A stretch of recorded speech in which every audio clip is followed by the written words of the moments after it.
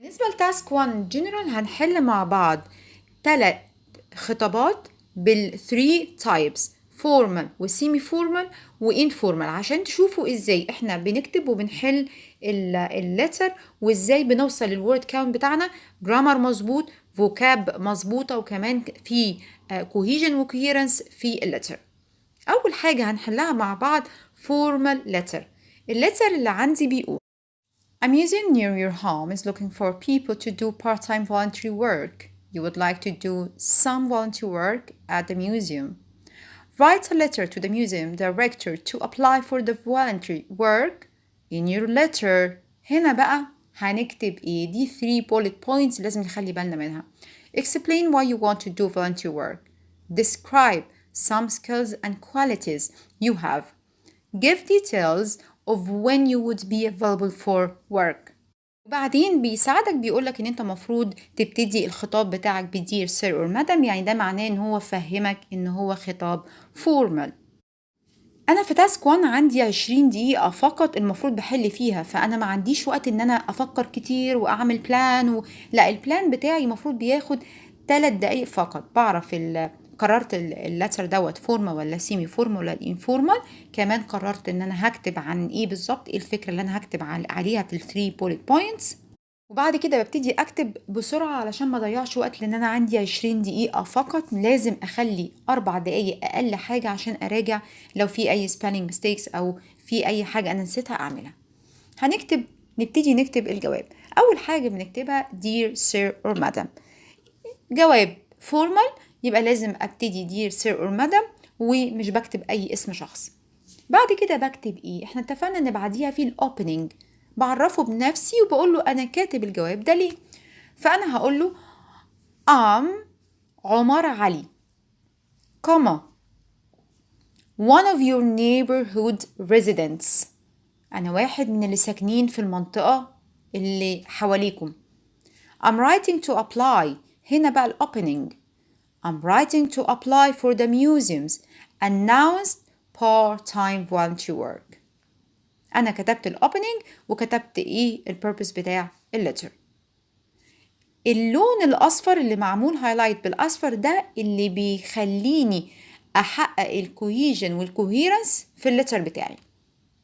الكوهيسيف ديفايسز اللي أنا بستخدمها دي هي دي اللي بتخلي اللتر كله مترابط ببعضه. فأنا كتبت أول حاجة to initiate عشان أبتدي. I have just finished high school and have a gap year.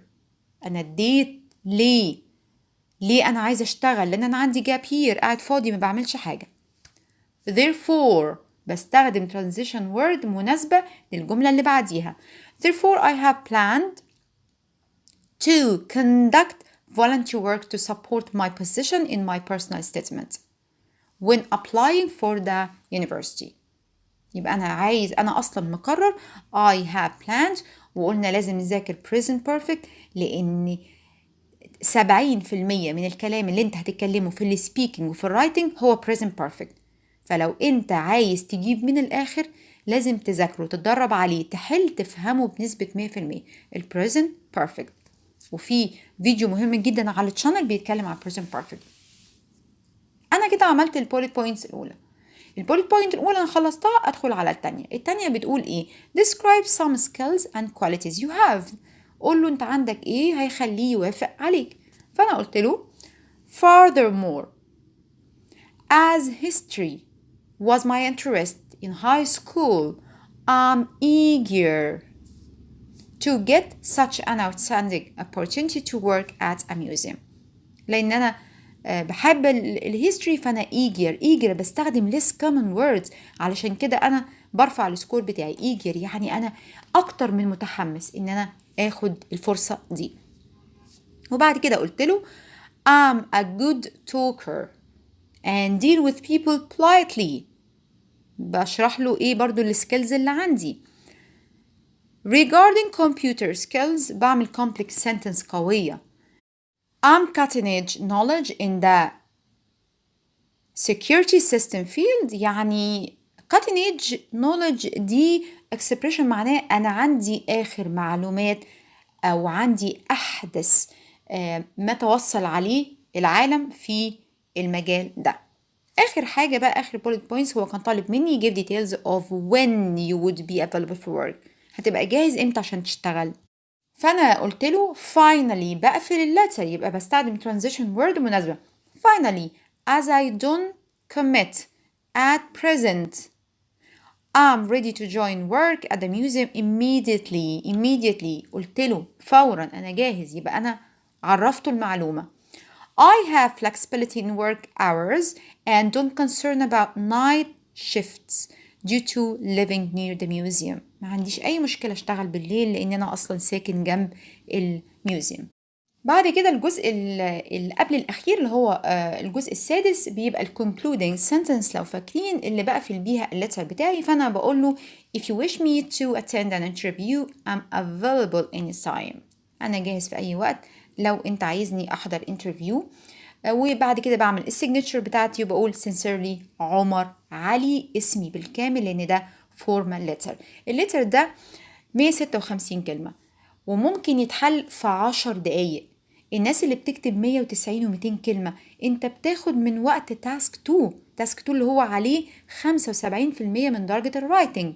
طيب ليه؟ انت بتضيع وقتك ليه؟